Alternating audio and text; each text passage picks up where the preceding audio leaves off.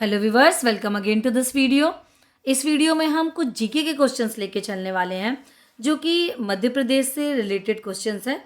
तो यहाँ पे आज हम बात करेंगे एमपी जीके की।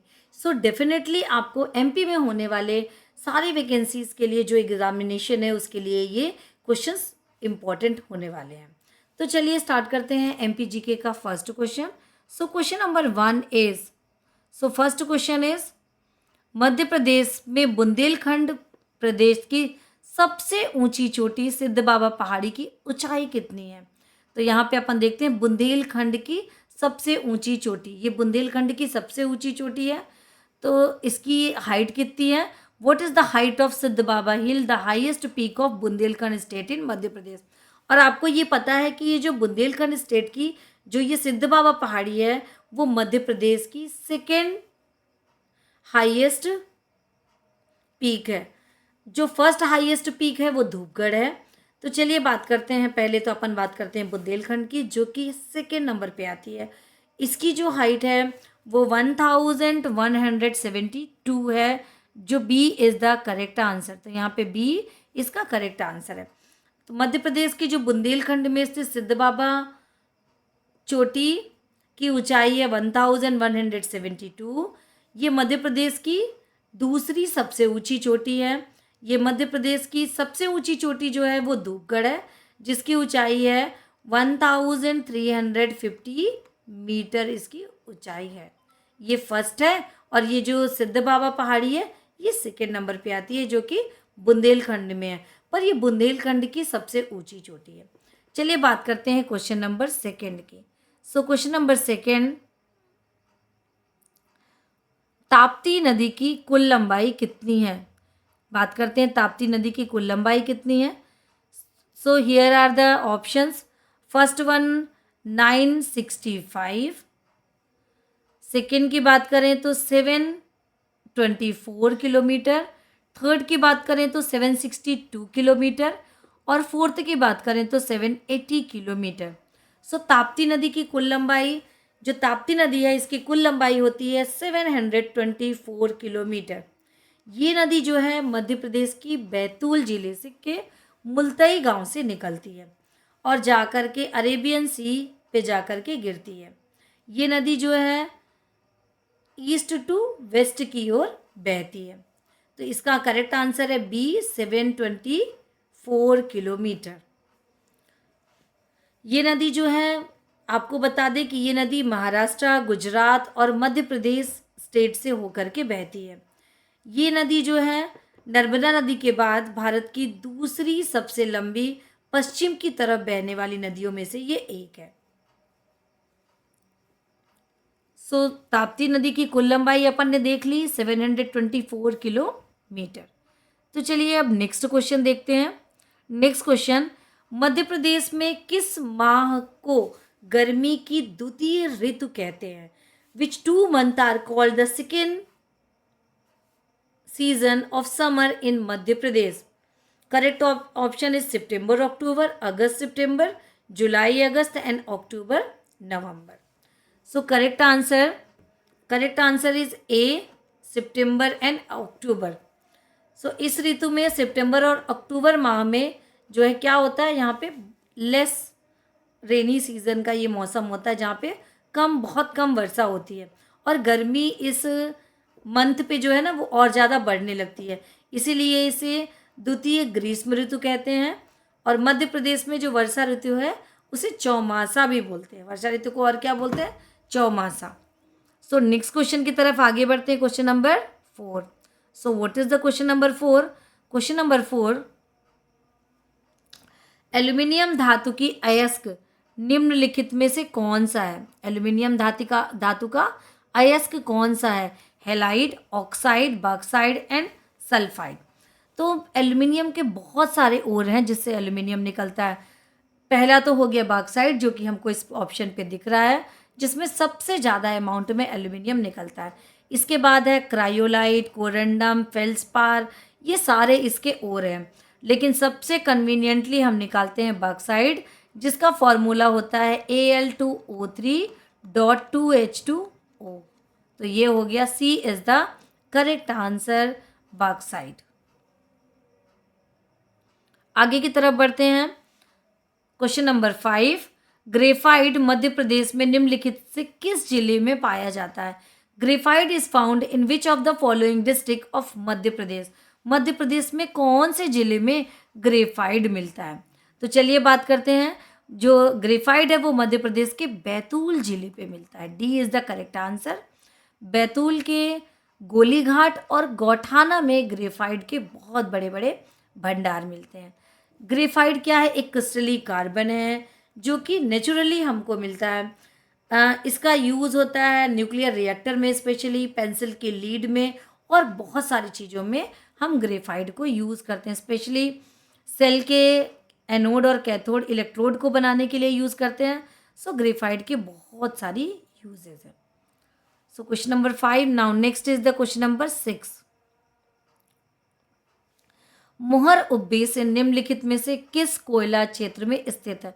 मोहर sub basin is located in which the following coal field? Sohagpur कोयला क्षेत्र या Sohagpur coal field, Umaria coal field, Mohpani coal field और सिगरौली कोल्ड फील्ड, इसमें से कौन सा सही है? तो जो मोहर उपबेसिन है वो सिंगरौली कोयला क्षेत्र या सिंगरौली कोल फील्ड में आता है। ये मध्य प्रदेश के सिंगरौली जिले में है और इसका छोटा सा हिस्सा उत्तर प्रदेश के सोनभद्र जिले में भी आता है। सिंगरौली कोयला क्षेत्र के बारे में कुछ बात करते हैं। जो कचनी नदी ने इस कोयला क्षेत्र को 2 भागों में बांट दिया है, मोहर उपबेसिन और सिंगरौली मुख्य बेसिन। इस क्षेत्र में कोयले की कई परतें हैं जिनकी मोटाई कितनी है? 1.5 मीटर टू 2 मीटर है। तो यहाँ पे बहुत सारी इंफॉर्मेशन निकल के सामने आई। अब बात करते हैं हम क्वेश्चन नंबर 7 की। सो क्वेश्चन नंबर 7 मध्य प्रदेश में जेट्रोवा से बायोफ्यूल बनाने के संयंत्र निम्नलिखित में से किस जिले में स्थित है? जेट्रोवा एक प्लांट होता है जिसके सीड से बायोफ्यूल बनाए जाते हैं। तो ये कहाँ स्थित है? चलिए हम इसके बारे में बात करते हैं। तो इसके बारे में क्वेश्चन पे आंसर मिल रहे हैं हमको Jabalpur, Rewa, Mandla and Bhopal. So correct answer is Mandla. Mandla जो है इसका करेक्ट आंसर है। मध्य प्रदेश की जो मंडला जिले के बंसगढ़ी में जो है जेट्रोवा से बायोफ्यूल बनाने के संयंत्र लगे हुए हैं। ये जो संयंत्र है इसकी क्षमता जो है 10 किलोवाट है और जेट्रोवा एक प्लांट है जिसकी सीड में से बायोफ्यूल बनाया जाता है। जेट्रोवा में 20% जो है सैचुरेटेड फैट होता है। जेट्रोवा ऑयल में जो उच्च सीटन रेटिंग और कम सल्फर सामग्री होती है। इसमें उच्च सीटन मतलब जो बायोफ्यूल होती है उसको हम जो ये मापने की जो मापने का एक पैमाना होता है जिसमें से हम इसको नापते हैं। तो means correct answer is Mandla. Mandla जिले के बंसगढ़ी में ये जो है जेट्रोवा से बायोफ्यूल बनाने का संयंत्र लगा हुआ है। तो चलिए अब बात करते हैं क्वेश्चन नंबर 8 की। क्वेश्चन नंबर 8 है हमारा, गांधी सागर बांध में नहरों के द्वारा सर्वप्रथम सिंचाई निम्नलिखित में से किस वर्ष में प्रारंभ की गई? In which of the following years was irrigation first started through canal from Gandhi Sagar dam? So Gandhi Sagar dam में ये स्टार्ट हुआ सबसे पहले 1960 में। कब स्टार्ट हुआ? 1960 में। सो गांधी सागर बांध का निर्माण 1960 में पूरा हुआ था। इसी साल इसका लोकार्पण हुआ। और ये एक बात और बता दें कि ये जो बांध का निर्माण है वो चंबल नदी पे हुआ है। जो ये बांध बना हुआ है कि कौन सी नदी पे बना हुआ? चंबल नदी पे बना हुआ, जिसे एशिया की पहली मानव निर्मित झील के रूप में जाना जाता है। और इस बांध के बारे में और अगर हम बात करें तो इस बांध की आधारशिला जो है भारत के first prime minister Jawaharlal Nehru ने 7 मार्च 1954 को रखा था और ये कंप्लीट क्या हुआ? 1960 में ये कंप्लीट हुआ आफ्टर 6 ईयर। इस बांध का लोकार्पण जो हुआ ये कब हुआ था? हम एग्जैक्ट डेट की बात करें अगर 19 नवंबर 1960 को इसका लोकार्पण हुआ था।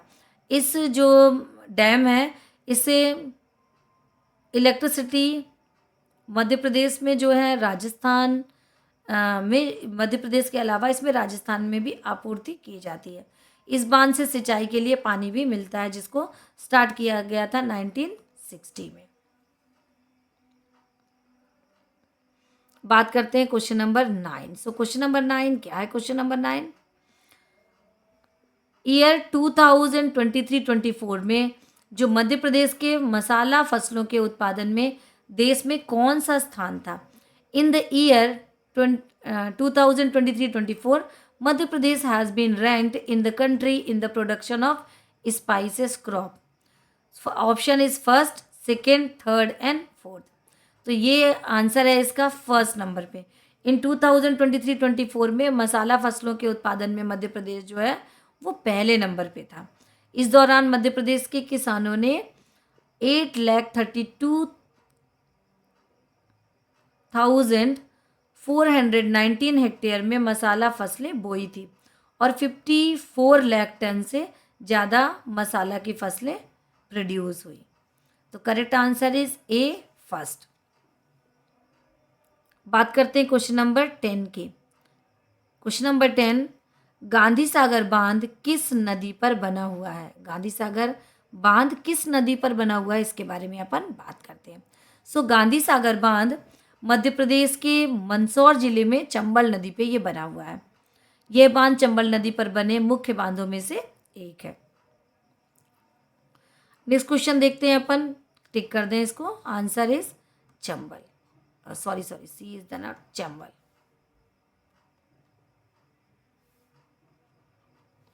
D, Chambal is the correct answer. बात करते हैं next question number 11। So question number 11, year 2022-23 में मध्य प्रदेश में बाल बजट को बजट के अनिवार्य भाग के रूप में प्रस्तुत करने वाला देश का राज्य है? किस नंबर पे आता था जिसने बाल बजट को पेश किया? Madhya Pradesh is the first state of the country to present children budget at the mandatory part of the budget in the year 2022-23। तो यहाँ पे अपन देखते हैं कि ये किस नंबर पे आता है।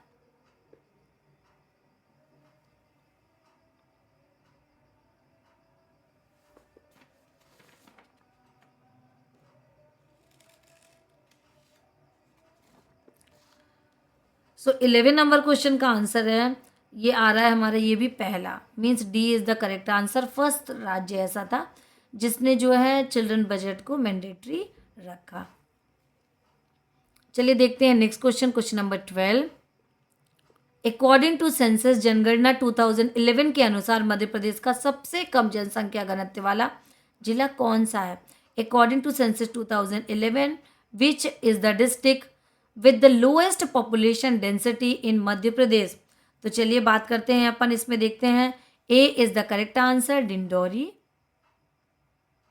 सो 2011 की जनगणना के मुताबिक जो मध्य प्रदेश में सबसे कम जनसंख्या घनत्व वाला जो जिला है वो डिंडोरी है।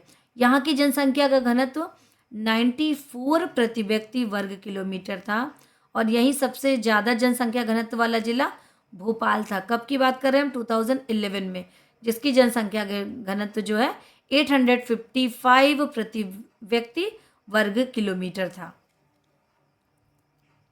नेक्स्ट क्वेश्चन देखते हैं, क्वेश्चन नंबर 13। निम्नलिखित में से कौन सा मालवा का लोक नृत्य है? Which of the following is the folk dance in Malwa?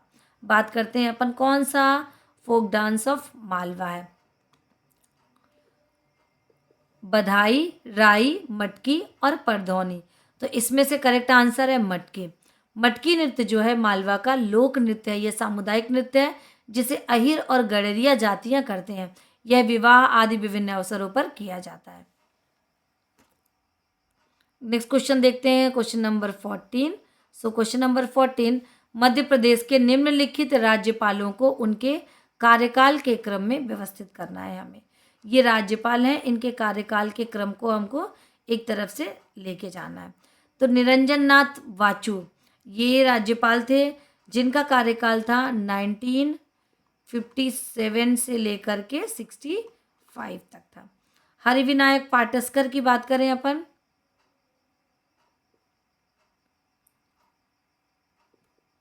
ये जो है हरिविनायक पाटस्कर का 1957 to 65 है। निरंजन नाथ वाचु जो फर्स्ट नंबर पे है, इनका था 77 से 78, कब? 1977 to 78। भाई महावीर का था 98 to 2003 तक। भगवत दयाल शर्मा जी का था, इनका 80 to 84 तक था। तो अब हम इन्हें चलिए अरेंज करते हैं। तो अरेंज करने में 57 to 65 सबसे नंबर पे आ रहा है 2, इसके नंबर पे आ रहा है 1, 1 के बाद आ रहा है 3, 3 के बाद आ रहा है 4। तो ये correct answer is third. Correct answer is 2143। Sorry, this is not the correct. एक मिनट, इसको करेक्ट कर लेते हैं।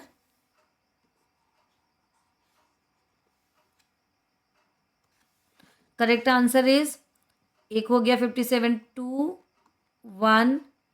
देन अपन बात करते हैं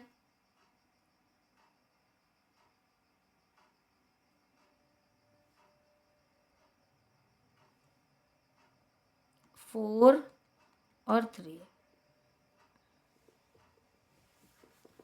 98 to 3 ये है और ये 80 वाला ये है।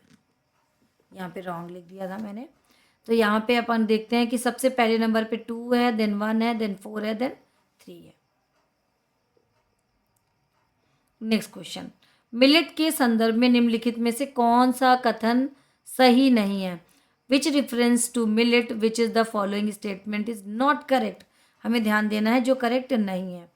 Millet is the super food के रूप में जाना जाता है। Millet is known as super food. कौन सा कथन सही नहीं है? यस, ये करेक्ट है।